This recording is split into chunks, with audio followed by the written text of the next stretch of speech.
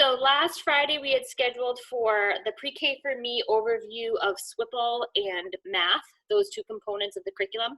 And because of the storm, many of us were without power as well as internet, and I was one of those. So we canceled Fridays. I know that message was met for some and not met for others, so thank you for your patience around that. It was a little bananas.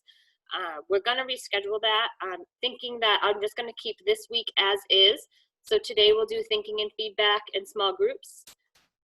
Thursday we'll talk about classroom environments as a whole. And then we'll reschedule SWPL and math.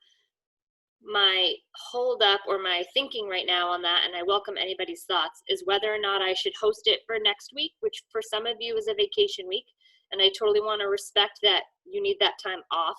And I don't want you to feel like you're missing anything. It will be recorded, or wait until the following week when I know everybody's back.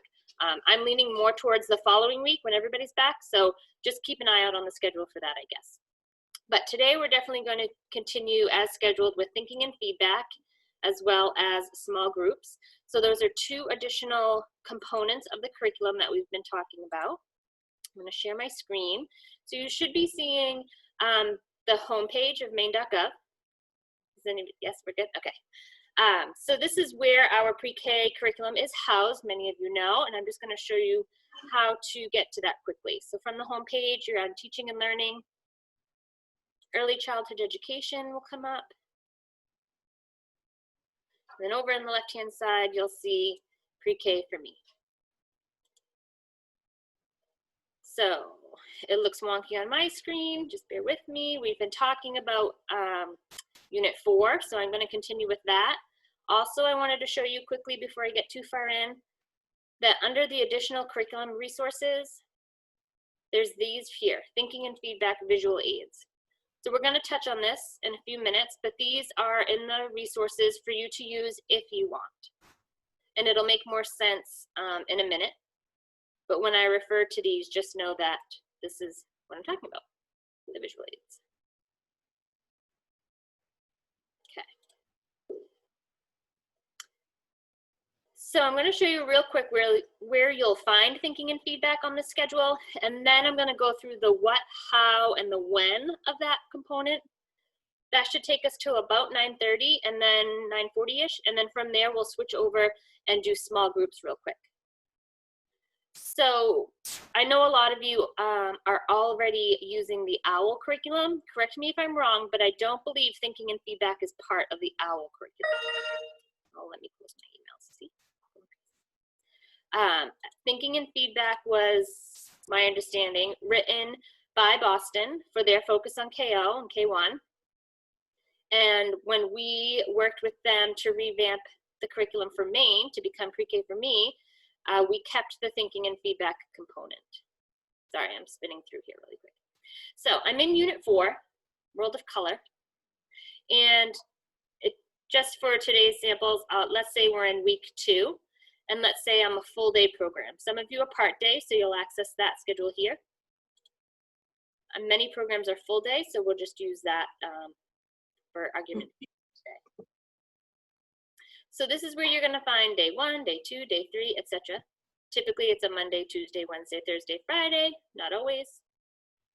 You'll see all of the different centers. As you scroll through the schedule, you'll notice that the thinking and feedback block is empty. Okay, so there are no specific there's no specific lesson plans for thinking and feedback. This component is going to be entirely created by the teacher and by the student on a day-to-day basis. Many of you that are using Pre-K for Me might be doing thinking and feedback every day. That's great, especially if you're full day, full week. Other programs opt to use thinking and feedback only some of the time, especially half-day programs, because your schedule is so tight as is. This is one of the components that's often not done daily. You might do it once a week. You might only do it a couple times during a unit. It depends on your schedule and what you've got going on and planned. So this is just one of those components that often will be optional and not necessarily completed every day. So there's no specific lesson plans for thinking and feedback. So what is it? There's not telling you to do anything. What should you do? So thinking and feedback is typically performed, for lack of a better word, typically implemented, how's that, during a whole group, and it's usually done after centers. So you'll remember we've already talked about read aloud and how read aloud goes often very nicely into intro to centers and then into centers. So that's a nice long hour and a half, hour and 20-minute block of your day. Immediately following centers, we recommend that if you're going to do thinking and feedback, to do it then, okay? It's a time for students to discuss and reflect on their work. It's typically a group conversation, so you're gonna want all students participating. And it involves some key pieces such as observation on the behalf of the students, listening, of course, on behalf of the students, asking and answering questions, and offering constructive feedback and suggestions, okay? So what the teacher's gonna do is highlight a piece of work that was done by one or sometimes a small group of children during centers, okay? So it shouldn't take much more, especially in the beginning of the school year. This process is really only gonna take a little over 5 minutes, 5, 8 minutes tops. It's sort of short and sweet. And as you continue to do it throughout the year, it may get a little longer because you're gonna continue to ask questions and probe students to do that observing, the listening, the asking, the answering, etc. So it could become longer. If your students are tolerating that, then great, go with it. If you start to see that interest is waning and they're not as inclined to follow through with all of the protocols, then don't make them sit and wait. Just move on with your day, okay? That's my advice for you. So how you do this. So during centers, as students are playing among, all the various different areas, right? Dramatic play, blocks, art, easel, writing, library and listening. And remember we talked about having an anchor, I'm so sorry. Having a teacher be an anchor and having a teacher be a floater, okay? So your anchor teacher is gonna stay in her spot. The floater teacher is the one that's gonna move around from center to center, interacting with students. So that's the teacher that's gonna be noticing what students are working on in what centers, and if it's something that's really intriguing, something that's causing some questions or maybe causing some interest in other students, it's gonna be the task of the teacher to take that on and decide what she wants to do with that, okay? So often we might recommend that you notice, well, the floater teacher will go to a center that maybe isn't as well, or the interest isn't as high there. So you might have had a lot of students interested in the block area one day, but writing wasn't as well received. So you might notice there's only one child, maybe 2 children in the writing center. So the floater teacher might go there to try and get a piece of work to use during thinking and feedback. Maybe not, but it's often recommended. In that scenario, once thinking and feedback is occurring and you're highlighting a piece of work that was done during writing, that might spark interest for other students to attend that center the following day. Okay, I'm so sorry.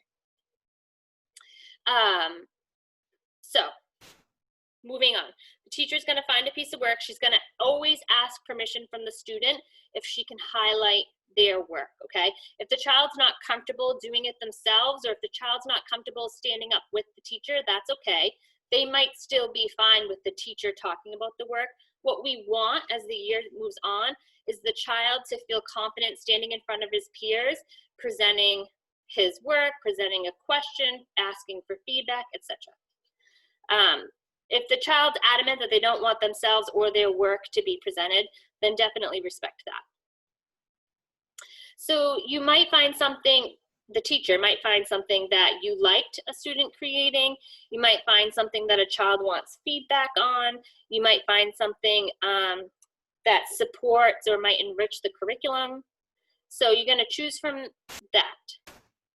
Then after centers is done, cleaned up, everybody's back at whole group, is when you're gonna facilitate the thinking and feedback part of introducing the student, introducing their work. And remember I showed you those protocols, listening, noticing, those are gonna come in handy there. Let me just move back here.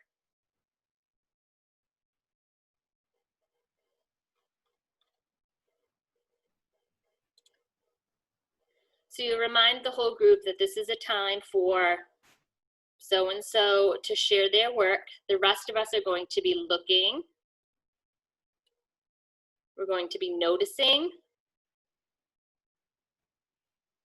We're going to be listening, wondering. This might come later. This might not be in the beginning of the year. This might roll out over time, as well as suggesting and inspiring.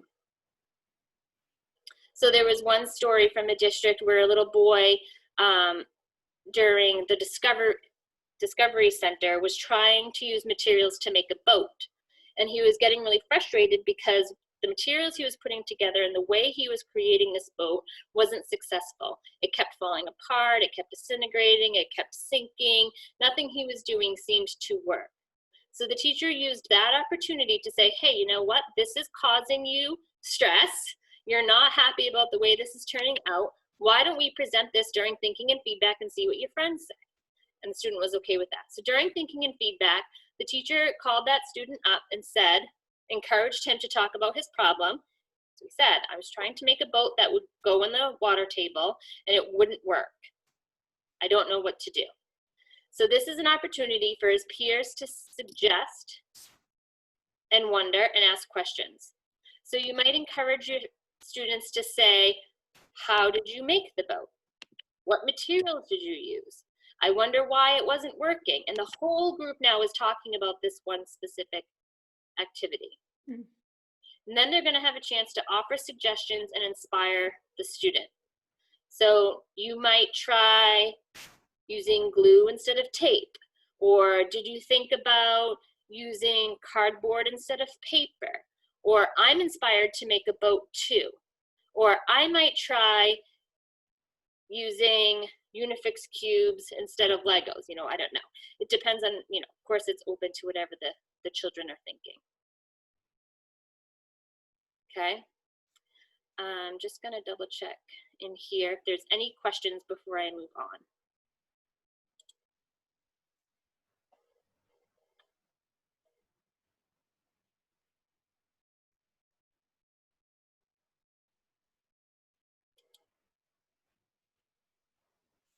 Can't see my chat box.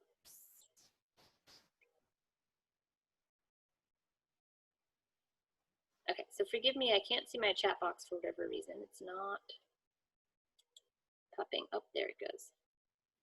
I've been monitoring the chat box. I haven't seen anything come through. Okay, perfect. Thank you, Marcy. You're welcome. Okay, so another good thing to keep in mind when you're doing thinking and feedback, sort of on the back end of things, is to keep a list of students who have had turns to try and encourage participation from students that haven't had a chance yet. Okay. So that's really all that I wanted to show you. There's more to it. Remember, these videos aren't meant to be a training. It's just meant to be a guidance for you. So this is just sort of wanting to show you how you access the thinking and feedback protocols. Again, there's some more information on the other components in the guiding documents, which is linked here as well. But thinking and feedback is pretty short and sweet. It's not anything that's going to require a ton of preparation on the teacher's part. It's truly spontaneous, whatever you're noticing about the day, about your students and their willingness to share. Okay, good. So that was quick, painless. So the other part of the discussion today was around small groups. So I'm going to show you where those are. So remember, small groups is different than centers. The two should not occur hand in hand. Centers is its own nice long chunk of time. Small groups is an entirely different component altogether. So again, using Unit 4 as our example, if we're, for example, in week 2, full day, when you scroll down the schedule, you'll see that for small group, okay, it's not laid out as a day-to-day activity, day-to-day lesson. Okay, some of them, like for this example, might take up 2 or 3 days of time. So remember, this is a full day, full week schedule. Half days is going to look different. This is another component in a half day program that you might not do every day. Okay, this is one that will happen maybe once or twice a week, depending on how it's laid out. Regardless of that, when you do small groups, you're going to aim to have at least 3 groups. One's going to be what we call a high support group. So that's going to be mostly facilitated by an adult. You'll have a group that's what we call low support. Again, there'll likely be an adult there, but that adult is doing more monitoring, less facilitating. And that adult is also sort of keeping an eye on the independent group, which is just that, a group of students that have no adult facilitation at all. The activities that are listed in these ones are very much child-directed and an independent activity. So for example, book browsing, or it says teacher's choice. So there might be something in your classroom, a puzzle or some new manipulative that your confident students can use quietly together without an adult to facilitate that. Play-Doh is a really common one here. Lacing cards is another common one. Sometimes you'll have magazines for them to cut out pictures or cut out words. Totally changes, but the idea being the students can do it without high support. So if you're, the other thing I wanted to point out before I get too far ahead, one of the groups is always a literacy-based group, literacy-based activity. Another group is always a math activity, okay? So when you're looking on the site, which I'll go back to in just a second, at the lesson plans for these, make sure you're looking under the right category. So if group 1 literacy is a high support group, the title of the lesson is going to be classroom maps. So that's the link I'm going to look for when I go back. Group 2 math on this day is a low support group, and you're going to be doing spin, count, and link. So this is going to be found under the math on the next page. So when I'm back here, I'm going to scroll down. Here's math. And it was spin, count, link. So when I click on this, it'll take me right to the lesson plan for the low support group on day 1, week 2 of unit 4. Okay, and this is, as all the other lesson plans do, shows you the materials you'll need, some specific math vocabulary you're going to want to make sure you're using, what you need to do to prepare, and the procedure. Okay, this one is a little more wordy, so your preparation for this activity, you're going to want to be sure whichever adult is facilitating this small, low support group on this day is really prepared ahead of time with all of these suggested vocabulary, suggested questions to be asking, things like that. The high support literacy group on this day was classroom maps. So as I scroll down, here's a small group, here's classroom maps. So this will be your lesson plan. Okay. You'll remember Max's Dragon Shirt was one of our core read alouds. So here's your materials, your prep, your procedure, focused vocabulary. Okay, and so the children are going to work together to make a map of the classroom. Another thing I wanted to show you quickly is, so the lesson plan was classroom maps. There's also a resource that you can use as a visual aid as you're facilitating this small group. Okay, so it shows what a map of a house might look like. Here's a map of a classroom. Okay, so you're gonna likely have these as a visual aid when you're doing this. Here's a fair, mall,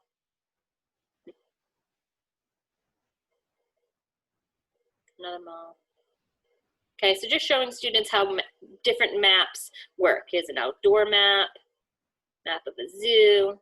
Okay, so use those to your advantage. So your small groups, if you have 16 students and there's only 3 small groups, a high support, low support, and independent, then you're gonna coordinate that. You could do it in a variety of ways. So just because there's 3 groups and you have 16 students doesn't mean it has to all be evenly. Well, it won't be evenly, but do you know what I mean? You don't need to have 4, 4, and 5, or however it works out. You can be strategic in how you plan ahead your small groups for the week. So you might find that a homogeneous group would work well for classroom maps. So you might have a set of 4 or 5 students that are ready to move on to this concept, and you want them all working together and they're more or less at the same developmental level for this. Or you might want to mix it up and have some students with a higher understanding of this concept and a lower understanding of this concept, and use that to your advantage as well. How you do your small groups is entirely up to you. Any questions yet? I have more to say, but I don't want to get too far ahead of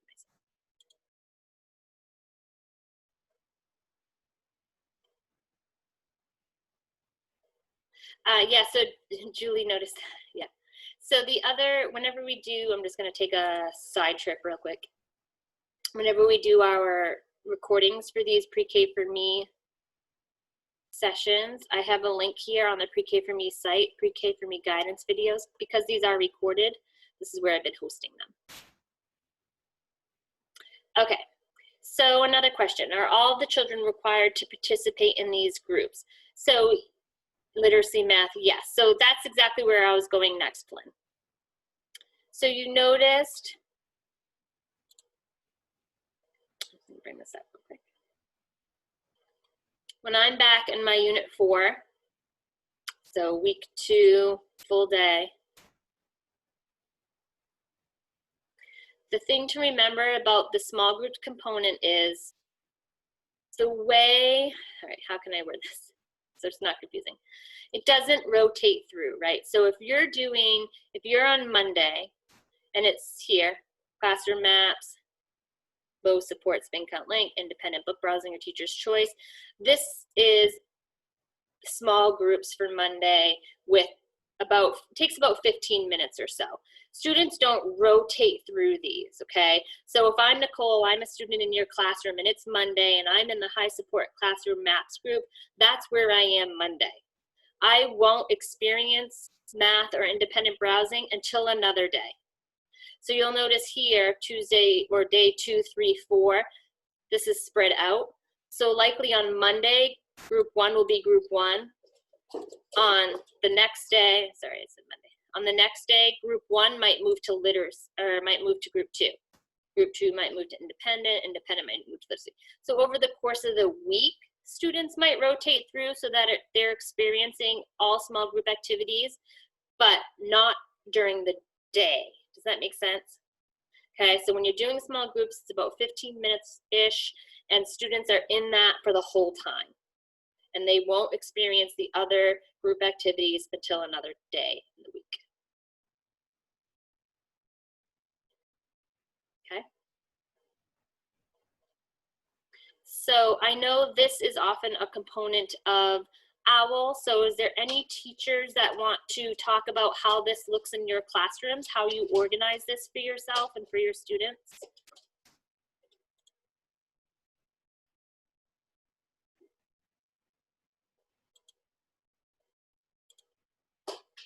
Nicole, I have a pocket chart and I'll just rotate my numbers down the chart each day. That way the kids can see their picture, they'll know who's working with who, and that's how I sort of manage small groups. So Erin, in that scenario, do your students stay in that small group week to week to week? So like Sarah's always with Nicole and Erin, for example, or does that mix up as you go along? The same students stay together in their group, and just their number will rotate. For example, your high support, low support, and independent. So they'll each get a turn on a day, but they won't rotate during the day like you were saying. Right. Okay. Gotcha. So Nicole, this is Christine Worth. I do the same thing. Mine's not as fancy as a picture chart. It's just a clipboard. And I just have the 3 groups and I rotate sticky notes so I know who needs to go where. But I like what you said about changing the groups more often, because my groups tend to be the same 5 kids, same 4 kids for, you know, a fair amount of time, a couple of months. Mm-hmm. But I like how you said that if the activity warrants it, to keep changing the group. Right. Makeup. Mix it up a little. So similarly to other components of the curriculum, small group, if you remember from seeing the lesson plan, is still directly related to that core read aloud. Right? So this week in Unit 4, the read alouds was Dog's Colorful Day and Max's Dragon Shirt. So small group was still very much in alignment with that story and the concepts from that book.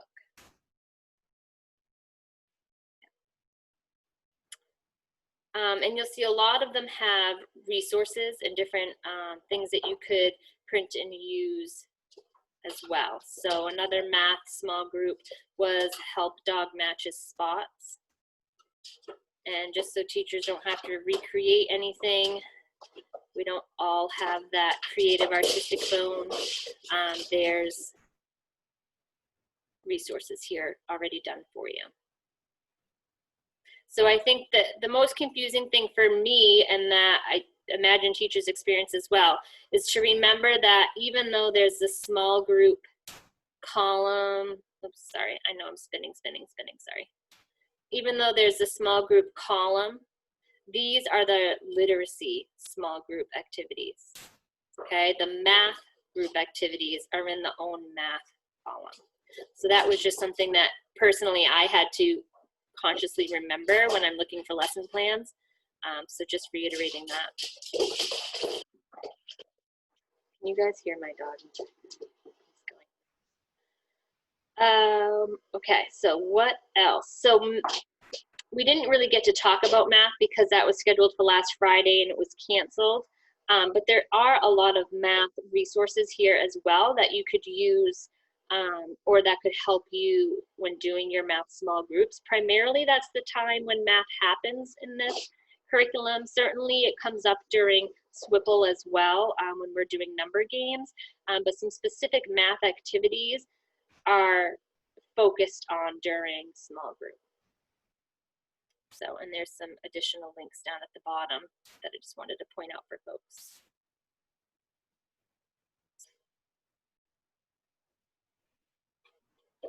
Okay, so what questions are folks having? So yeah, that was, thank you Marcy for answering Lynn's question. Small groups again is its own component. It does not happen during centers. If you remember back on the Maine Pre-K for Me site, where there's some sample schedules. This is where you'll really see which components or how the components are separate. So for example, in a full day program, you might do read aloud, intro to centers, thinking and feedback. Okay, SWPL is its own piece, lunches, rest is, and then here it has small groups as its own time towards the end of the day. Maybe that works for you, maybe it doesn't, but just highlighting the fact that it's separate, it's its own time.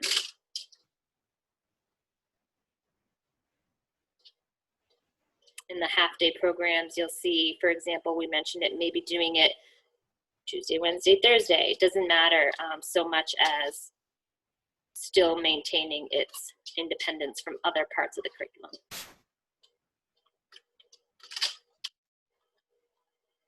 Okay, that was really fast, but that's the bulk of those two components. Just seeing here, there's others. So do you want me to show you anything else without getting too far ahead. I don't want to go into SWPL or other components necessarily, but is there other units that you want to see thinking and feedback or small groups in? I thought I had a video, but when I looked at it again, it was more of a SWPL video than a thinking and feedback video, so that wasn't going to be conducive for today's conversation.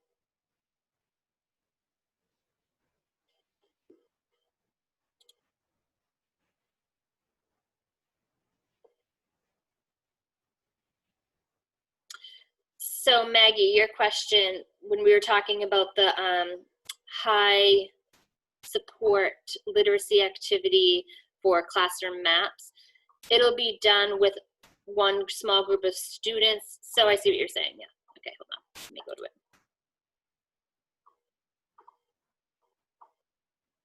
So potentially that small group might not happen again the way this schedule looks, because the high support classroom maps only happens on day 1 of this week. I don't know that it comes up again, but let me look at a different week, because it may have been a rollover from the prior week.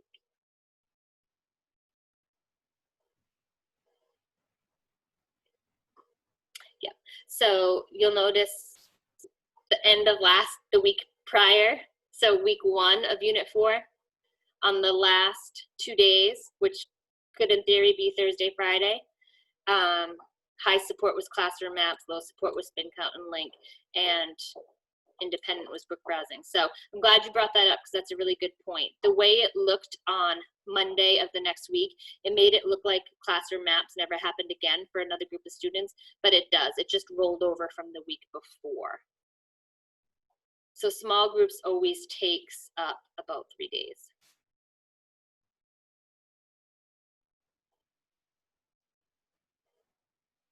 Does that make sense?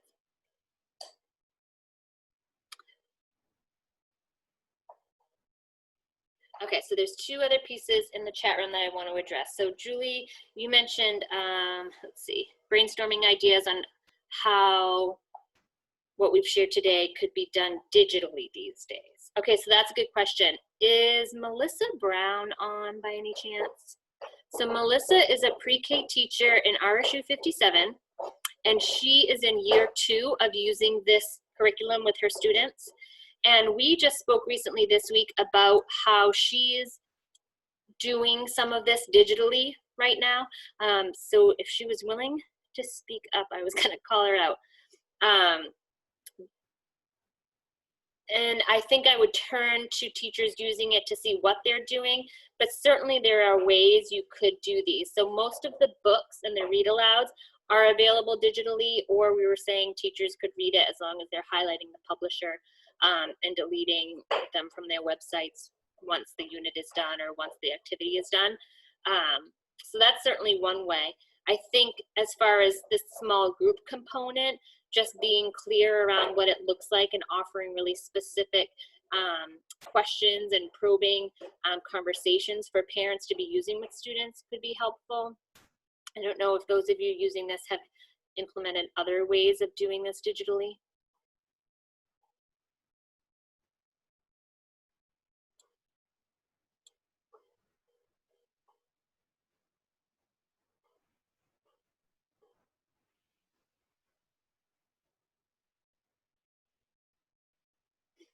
I think thinking and feedback could be done if the parent or the caregiver was savvy to video it in a way. I'm totally just thinking off the cuff at the moment, so just bear with me. But I'm thinking that if a student is at home and they've done some level of work that they want to share, or they're doing an experiment at home and they're having difficulty with a piece of it, then certainly the parent could sort of jot down or video what the child's thinking and post it to a classroom site asking for feedback. I think that would be one way to accommodate that piece.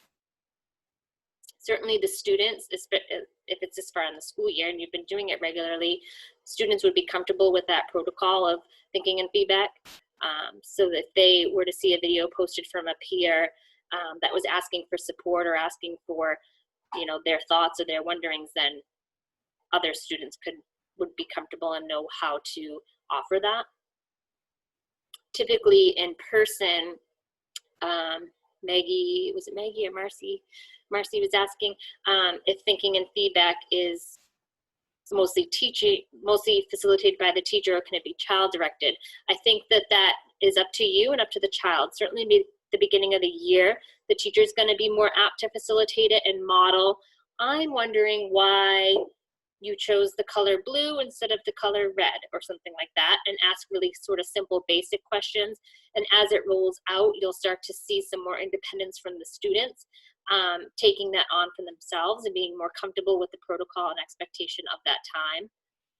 But definitely, like in anything, you're going to want to scaffold this for them. You're going to want to show them what you mean by asking prompting questions or offering productive feedback, right? So we don't want students saying, I don't like it, or I could do it better. Of course, that's not the point. So that modeling and being that intent conversation around how to say something that might intrigue the student to do it a different way or to try it differently another time, another day, versus saying, I wouldn't have done it, or having a negative connotation to it. I think in the beginning of the year, at least my observations of this happening in classrooms in the beginning of the year, students certainly are shy, and they are wanting to highlight something they've done or wanting to ask about ideas to how to do something differently, but they tend to kind of curl up into the teacher, and the teacher is primarily doing all the talking. But come March, April, May, there's definitely more comfort.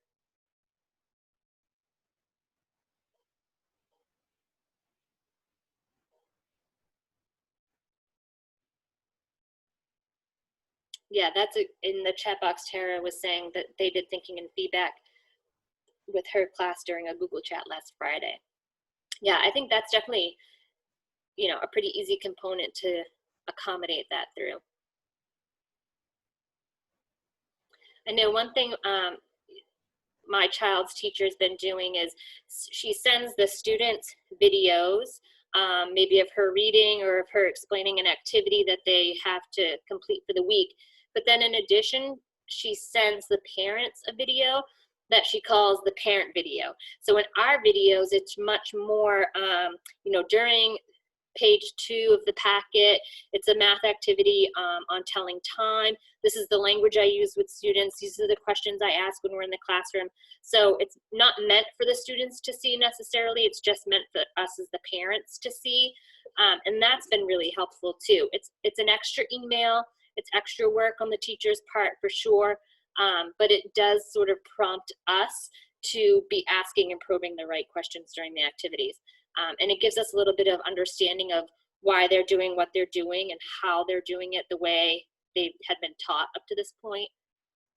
So that's been helpful. So I could see that being beneficial for some of these components, just giving the parents either a video or written understanding of why you do what you do and what questions you ask and why those questions are important.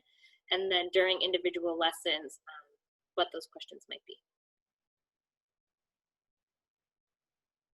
It's a lot of work on the teacher for sure, but hopefully where this curriculum is laid out online and accessible, I say the majority of the work is done for you as far as the thinking and the lessons and the questions, that's all there. The work right now is on the teacher to transform that in a way that families can utilize it.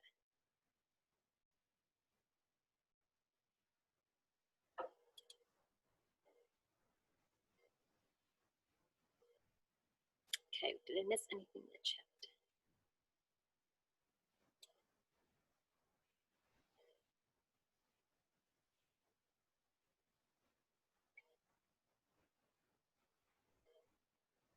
So one other thing I would mention, and teachers that are doing this, or OWL, please speak up if it's not right, but during small groups, that high support activity, in our example today, it was a literacy activity, that teacher is very committed to that small group of students at the time. And then if you have your ed tech, typically that teacher is the one that's facilitating the low support group, but also has an eye on the independent group. So if something comes up in the independent group, whether it's a conflict, or if a student, you know, has an emergency or finds a book that's ripped and has to have it fixed that second, then it's the low support teacher that's offering that support, not the other group. Is that how you've been doing it?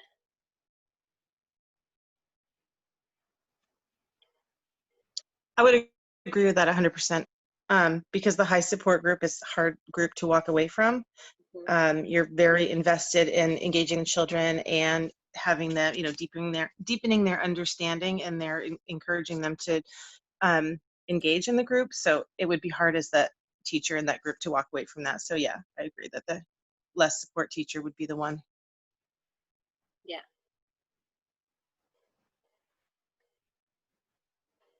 Perfect. Okay, any other lingering questions about these two components, or read alouds or centers that we've covered in the past? Again, those videos are available on the Pre-K for Me guidance page, so the link is there. Right here. It's about halfway down the Pre-K for Me link. So it should take you to a Google folder. For now, this is working and it's okay. I'm not sure if our front communications office will make me change it or not, because they are wanting all of our videos to have a closed caption option, which ours currently don't. So these videos may or may not be temporary in this space, but for now you can access centers, read alouds, and when we did our overall website navigation day. And once today is done, I'll post it here as well. So Thursday is going to be pre-K classroom environments as a whole, not necessarily specific to this curriculum. I would argue that it's just good practice to have, regardless of what curriculum you're using. So we'll look at some example classrooms and example centers, things like that. I definitely want to hear from folks that are able to join us that day, and what your environments look like, and how you sort of manage and set that up to help you as the teacher in the room. I also would invite you between now and then, if you have any pictures of your classroom that you'd be willing to share with me, I'd love to highlight those in a setting like this. So I think all of you have my email. So definitely, if you're willing, please share those with me. I'll put my email here too.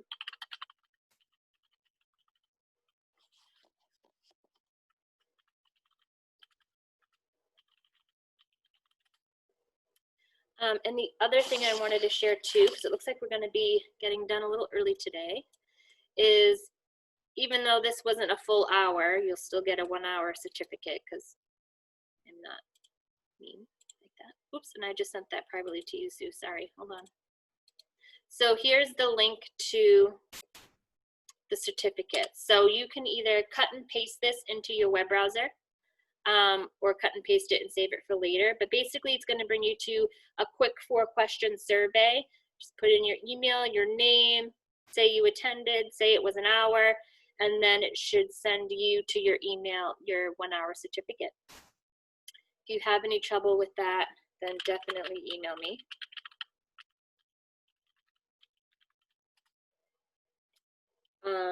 And what I'll do is I'll keep the meeting open so that if anybody's having difficulty with that, I'll be on. So you can feel free to ask. Those of you who are comfortable accessing that, then you're free to do that, and you're free to go. I don't have any other things to mention for today's meeting, unless if there was any questions. At 10:30 is the pre-K open office hours. So there is a link to that, and you emailed me. Anyways, I won't go down that road, but if you look here on our public preschool page, I've had to do a separate Zoom meeting schedule.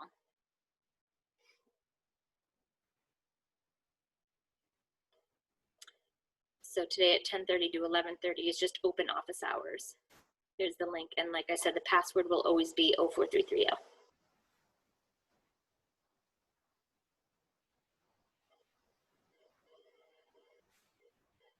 So Jen Shaw, you said you couldn't get the link to work. Which link is that, if you don't mind my asking?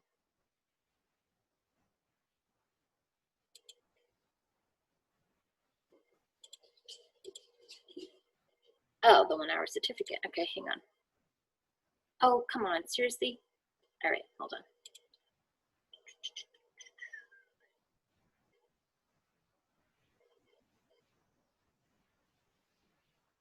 It should be, let me try this. They worked for Sue Chevalier. Okay, hold on.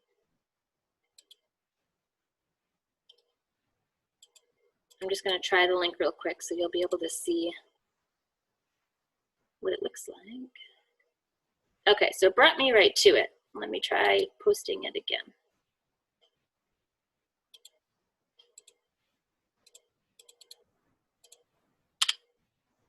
So that's the link that I just put into my web browser, and it brought me right to the certificate page.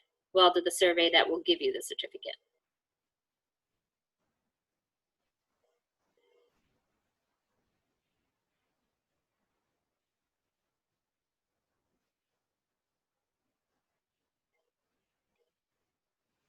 So Jen Shaw, did that work for you this time?